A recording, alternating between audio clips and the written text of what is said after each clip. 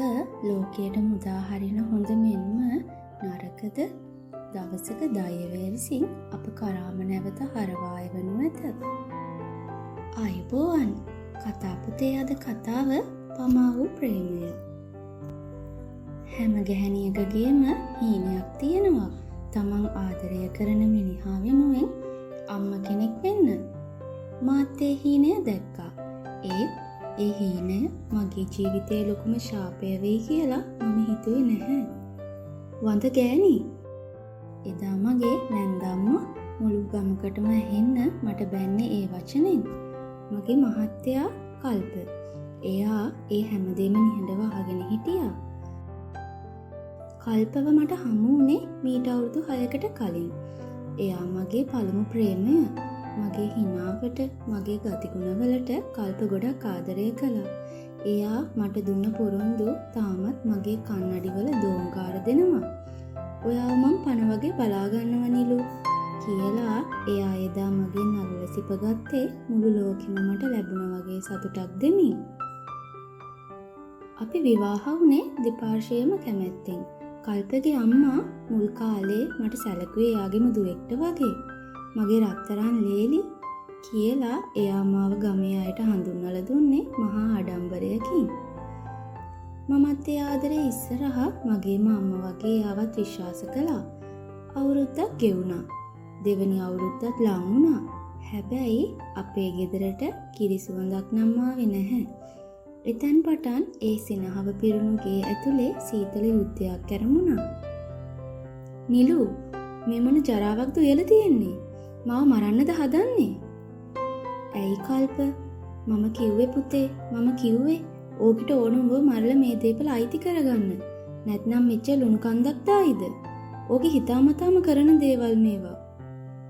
අනේ නැහැ අම්මේ. කට වහගනින්. එක ටික කියන්නේ නැතුව. බලපන් පුතේ, මේ ගෑණි මේ ගේ මුසල කරනවා.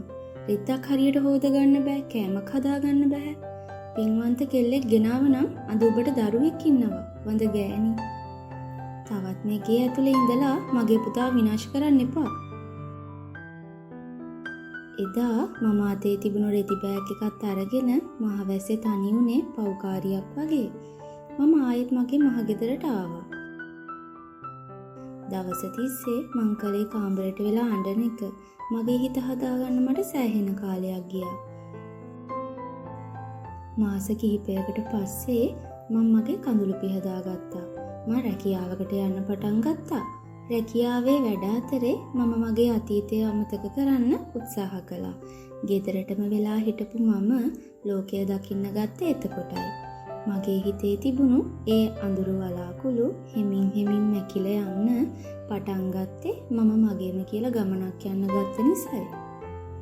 ඔය අතරේ තමයි මට අසංකව මුණ ගැහුනේ. එයා මගේ අතීතය දැනගෙන මට ආදරය කළා. අපි දෙන්න විවාහ වුණා. අසංක ළඟ මට දැනුනේ මහා ලොකු ආරක්ෂාවක්. කාලය හරිම වේගයෙන් ගෙවිලා ගියා. අද මගේ පුතාගේ දෙවෙනි උපන්දිනය. අපි ආවේ කතරගම දේවාලයට. පුතාගේ නමට දෙවියන්ට පින් දීලා පාරයක් වෙන්න. පුතාව වඩාගෙන මමයි අසංකයි දේවාලයේ පොලිමේ ඉස්සරහට යද්දි තමයි මම ඒ මුහුණු දෙක ආයෙත් දැක්කේ. අවුරුදු 6කට පස්සේ මම යාළුව දකිද්දී මගේ හිතේ වෛරයක් තිබුණේ නැහැ. තිබුණේ ලොකු අනුකම්පාවක් විතරයි. එයාලා පූජවට්ටියත් අතේ තියාගෙන දෙවියන්ගෙන් ඉල්ලන්නේ දරුවෙක් කියලා මට තේරුණා. මම අසංකගේ අතින් අල්ලගෙන දේවාලයේ එළියට ආවා. මගේ පුංචි පුතා අසංකගේ කර උඩ ඉඳන් මට hina වෙනවා. මම ආයෙත් හැරිලා බැලුවේ නැහැ. සමහර වෙලාවට ජීවිතයේ අපිට ලැබෙන ලොකුම දඬුවම තමයි අපි අතින් ගිලුහුණු සතුට දිහා බලාගෙන පසුතැවෙන එක. මම මේ අතීතයට සමුදුන්නා. අද මම මගේ පුංචි පවුල එක්ක සතුටින්. සෝබාදහම හැමෝටම යුක්තිය ඉටු කරන්නේ හරිම නිහඬ විදිහට. නිලුගේ ජීවිතයට ලැබුණු මේ සාධාරණය ගැන ඔයාලට මොකද හිතෙන්නේ? ඔයාලගේ ජීවිතවලත් මේ වගේ අත්දැකීම් තියෙනවද? පහලින් කමෙන්ට් එකක් දාන්න අමතක කරන්න එපා. මේ වගේ ලස්සන කතා හැමදාම අහන්න අපේ කතා පොතේ YouTube channel එක subscribe කරලා තියාගන්න. තවත් ලස්සන කතාවකින් ආයෙත් මුණ ගැහෙමු. එතෙක් ඔබට සුබ දවසක්.